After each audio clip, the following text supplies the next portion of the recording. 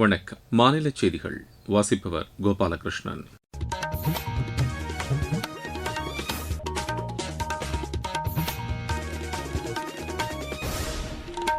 தலைப்புச் செய்திகள். பாதுகாப்புத்துறை சார்ந்த கல்விக்கு சிறந்த உலகளாவிய மையமாக தேசிய பாதுகாப்பு பல்கலைக்கழகம் முன்னேறிக் கொண்டிருப்பதாக குடியரசுத் தலைவர் திருமதி திரௌபதி முர்மு தெரிவித்துள்ளார். மேற்காசிய நிலவரம் குறித்து பிரதமர் திரு நரேந்திர மோடியுடன் அமெரிக்க அதிபர் திரு டொனால்டு டிரம்ப் ஆலோசனை நடத்தினார். சட்டப்பேரவைத் தேர்தலில் அஇஅதிமுக கூட்டணிக்கு மக்கள் தகுந்த பாடம் புகட்ட வேண்டும் என்று திமுக இளைஞரணிச் செயலாளர் திரு உதயநிதி ஸ்டாலின் கேட்டுக் கொண்டுள்ளார். மதுரை விமான நிலைய விரிவாக்க திட்டத்திற்கு நிலம் ஒதுக்காமல் திமுக அரசு முடக்கி வைத்திருப்பதாக அஇஅதிமுக பொதுச் செயலாளர் திரு எடப்பாடி பழனிசாமி குற்றம் சாட்டியுள்ளார். ஐபிஎல் கிரிக்கெட் போட்டியில் சென்னை அணி 32 ரன் வித்தியாசத்தில் கொல்கத்தா அணியை வென்றது. இனி விரிவான செய்திகள். பாதுகாப்புத்துறை சார்ந்த கல்விக்கு மிகச்சிறந்த உலகளாவிய மையமாக தேசிய பாதுகாப்பு பல்கலைக்கழகம் முன்னேறிக் கொண்டிருப்பதாக குடியரசுத் தலைவர் திருமதி திரௌபதி முர்மு தெரிவித்துள்ளார். காந்திநகரில் அமைந்துள்ள இப்பல்கலைக்கழகத்தின் பட்டமளிப்பு விழாவில் நேற்று அவர் பங்கேற்று பேசினார். உலக அளவில் மாறிவரும் பாதுகாப்புச் சூழலில் இந்த பல்கலைக்கழகம் கல்வி நிறுவனங்களின் முக்கியத்துவத்தையும் பொறுப்புகளையும் அதிகரிக்கச் செய்திருப்பதாக அவர் தெரிவித்தார். பட்டம் பெறக்கூடிய மாணவர்கள் பாதுகாப்புத் துறையில் இந்தியாவை தற்சார்புடைய நாடாக கட்டமைப்பதில் தங்களின் பங்களிப்பை வழங்குவார்கள் என்று அவர் நம்பிக்கை தெரிவித்தார். நாட்டின் வலிமை பாதுகாப்பு படையினரின் துணிச்சல் மற்றும் வீரத்தை மட்டும் சார்ந்திருக்காமல் தொழில்நுட்ப ரீதியான தற்சார்பையும் சார்ந்துள்ளதாக திருமதி திரௌபதி முர்மு குறிப்பிட்டார். பிரதமர் திரு நரேந்திர மோடியுடன் அமெரிக்க அதிபர் திரு டொனால்டு டிரம்ப் தொலைபேசியில் தொடர்பு கொண்டு பேசினார். இது தொடர்பாக சமூக வலைதளத்தில் பதிவிட்டுள்ள பிரதமர், மேற்காசியாவின் தற்போதைய நிலவரம் குறித்து தாங்கள் இருவரும் விவாதித்ததாகவும் ஹோர்முஸ் நீரிணை திறந்திருப்பதுடன் பாதுகாப்பான கப்பல் பயணத்தை வலியுறுத்தியதாகவும் தெரிவித்துள்ளார். தமது இந்த உரையாடலின் போது இரு நாடுகளுக்கும் இடையேயான நல்லுறவுகளில் ஏற்பட்டுள்ள முன்னேற்றம் குறித்து ஆலோசனை நடத்தியதாகவும் பிரதமர் அதில் கூறியுள்ளார்.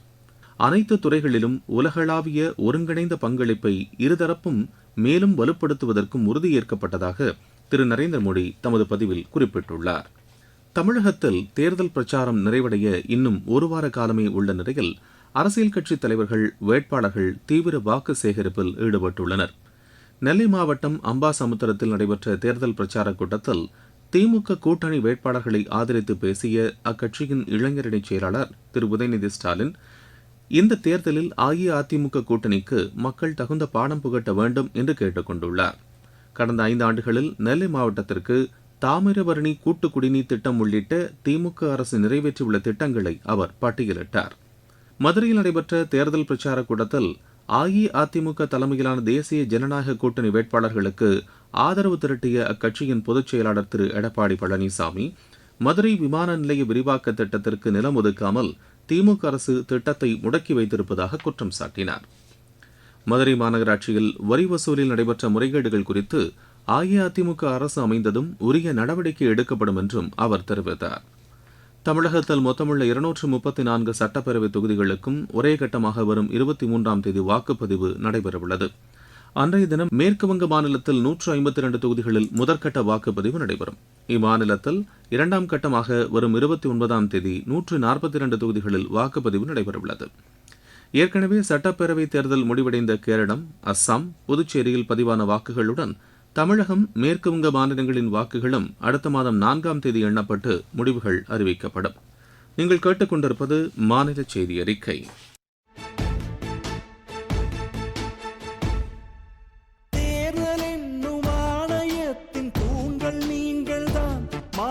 சேவையாற்ற வழிவகுக்கும் புரட்சி நீங்கள்தான்.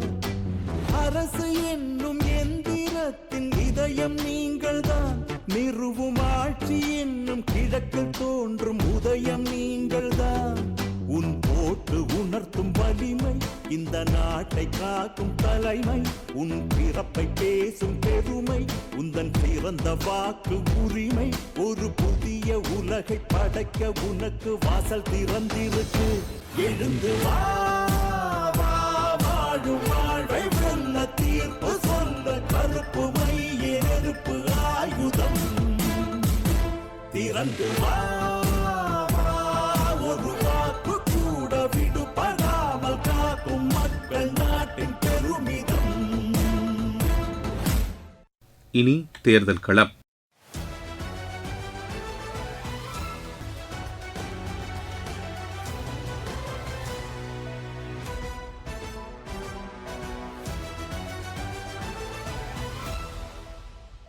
தமிழக சட்டப்பேரவைத் தேர்தலையொட்டி தொகுதி வாரியாக எமது செய்தியாளர் வழங்கும் இந்த தொகுப்பில் இன்று இடம்பெறுகிறது அரியலூர் மாவட்டத்திற்குட்பட்ட தொகுதிகள். அரியலூர் மாவட்டம் தமிழ்நாட்டின் 31வது மாவட்டமாகும். 1950 கிலோமீட்டர் பரப்பளவு கொண்ட இம்மாவட்டம் 2007ஆம் ஆண்டு தொடங்கப்பட்டது. இம்மாவட்டத்தில் 2 நகராட்சிகள், 2 பேரூராட்சிகள், 6 ஒன்றியங்கள், 195 வருவாய் கிராமங்களை உள்ளடக்கியது இம்மாவட்டம்.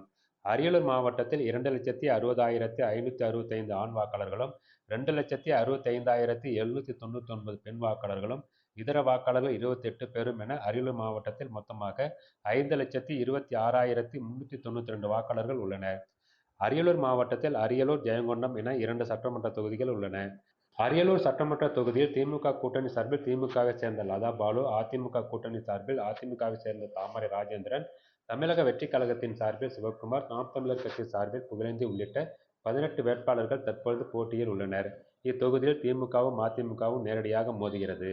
இம்மாவட்ட மக்களின் முக்கிய தொழிலாக விவசாயமே உள்ளது. மாவட்டத்தின் டெல்டா பகுதியான திருமானூர் தவிர்த்து மற்ற இடங்களில் கரும்பு, நெல் உள்ளிட்ட நஞ்சு பயிர்கள் சாகுபடி செய்யப்பட்டாலும் முக்கிய பயிராக மானாவாரி சாகுபடியே உள்ளது.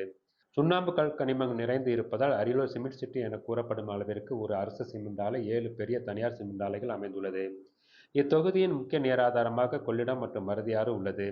அரியலூர் புவியியலாளர்களின் மெக்கா என கூறப்படும் அளவிற்கு கிடைத்த அரிய புதைப்படிமங்களான டைனோசர், அதன் முட்டை, கடலில் உயிர் வாழ்ந்த கடல்நத்தை உள்ளிட்ட பல்வேறு உயிரினங்களின் படிமங்கள் மற்றும் அதன் எச்சங்களை பாதுகாக்கும் வகையில் வாரணாசியில் திறந்தவெளி அருங்காட்சியகமும் அமைக்கப்பட்டுள்ளது. இத்தொகுதியின் முக்கிய நீராதாரமாக உள்ள கொள்ளிடம் ஆற்றின் குறுக்கே தடுப்பணை கட்ட வேண்டும், காலாவதியான சுண்ணாம்புக்கல் சுரங்கங்களை மூடி பசுமை காடுகளை வளர்க்க வேண்டும் உள்ளிட்டவை இத்தொகுதி மக்களின் முக்கிய கோரிக்கையாக உள்ளது.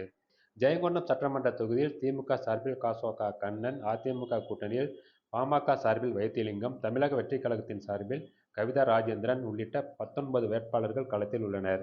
இத்தொகுதி மக்களின் முக்கிய தொழில் விவசாயமாக இருந்தாலும் ஜெயங்கொண்டம், ஆண்டிமடம் மற்றும் தாப்பலூரின் சில பகுதிகளில் முந்திரி விவசாயம் அதிக அளவில் உள்ளது. சோழ பேரரசின் மாமன்னன் ராஜேந்திர சோழனால் கட்டப்பட்டு உலக புகழ் பெற்ற சுற்றுலா தலமாக விளங்கும் கங்கை கொண்ட சோழபுரம் பிரகதீஸ்வரர் ஆலயம், குடிநீருக்காகவும் விவசாய பயன்பாட்டிற்காகவும் ராஜேந்திர சோழனால் வெட்டப்பட்ட சோழகங்கம் என்னும் பொன்னேரி ஆகியவை இத்தொகுதியின் சிறப்பை எடுத்து காட்டுகிறது. இத்தொகுதியில் பெரும்பாலான கிராமங்கள் கைத்தறி தொழிலிலும் மக்கள் ஈடுபட்டு வருகின்றனர். கும்பகோணத்திலிருந்து ஜெயங்கொண்டம், அரியலூர், பெரம்பலூர் வழியாக சேலத்திற்கு ரயில்வே பாதை அமைக்க வேண்டும். முந்திரியை மத்திய அரசின் பயிர் காப்பீட்டு திட்டத்தில் சேர்க்க வேண்டும். முந்திரி விவசாயிகளின் வாழ்வாதாரத்தை பாதுகாக்கும் வகையில் முந்திரி சார்ந்த தொழில்களை உருவாக்க வேண்டும். கங்கை கொண்ட சோழபுரத்தில் மாமன்னர் ராஜேந்திர சோழன் சிலை அமைக்க வேண்டும் என்பது உள்ளிட்ட பல்வேறு கோரிக்கைகள் இத்தொகுதி மக்களின் நீண்ட நாள் கோரிக்கையாக உள்ளது. அரியலூர் செய்தியாளர் ராம்குமார். இருவரிச் செய்திகள். மேற்காசியாவில் பதற்றத்தை குறைக்கும் முயற்சியாக ஈரானுடனான அடுத்த கட்ட பேச்சுவார்த்தை ஓரிரு நாளில் தொடங்கும் என்று அமெரிக்கா தெரிவித்துள்ளது. அதிக சரக்குகளை ஏற்றுச் செல்லும் வாகனங்கள் மீது அபராதம் விதிக்க வழிவகை செய்யும் தேசிய நெடுஞ்சாலை திருத்தச் சட்டம் இன்று முதல் அமலுக்கு வருகிறது. சத்தீஸ்கட் மாநிலம் சக்தி மாவட்டத்தில் தனியார் எரிசக்தி ஆலையில் நேற்று பாய்லர் வெடித்து ஏற்பட்ட விபத்தில் 13 தொழிலாளர்கள் உயிரிழந்தனர், 21 பேர் காயமடைந்தனர்.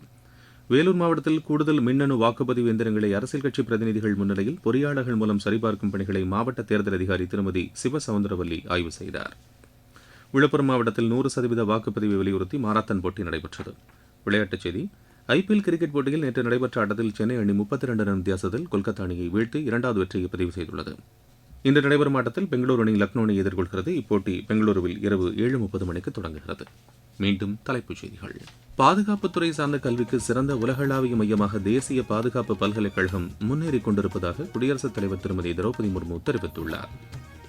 மேற்காசிய நிலவரம் குறித்து பிரதமர் திரு நரேந்திர மோடியுடன் அமெரிக்க அதிபர் திரு டொனால்டு டிரம்ப் ஆலோசனை நடத்தினார். சட்டப்பேரவைத் தேர்தலில் அஇஅதிமுக கூட்டணிக்கு மக்கள் தகுந்த பாடம் புகட்ட வேண்டும் என்று திமுக இளைஞரணிச் செயலாளர் திரு உதயநிதி ஸ்டாலின் கேட்டுக் கொண்டுள்ளார். மதுரை விமான நிலைய விரிவாக்க திட்டத்திற்கு நிலம் ஒதுக்காமல் திமுக அரசு முடக்கி வைத்திருப்பதாக அஇஅதிமுக பொதுச் செயலாளர் திரு எடப்பாடி பழனிசாமி குற்றம் சாட்டியுள்ளார். ஐபிஎல் கிரிக்கெட் போட்டியில் சென்னை அணி 32 ரன் வித்தியாசத்தில் கொல்கத்தா அணியை வென்றது. இத்துடன் இந்த செய்தி அறிக்கை நிறைவு பெறுகிறது.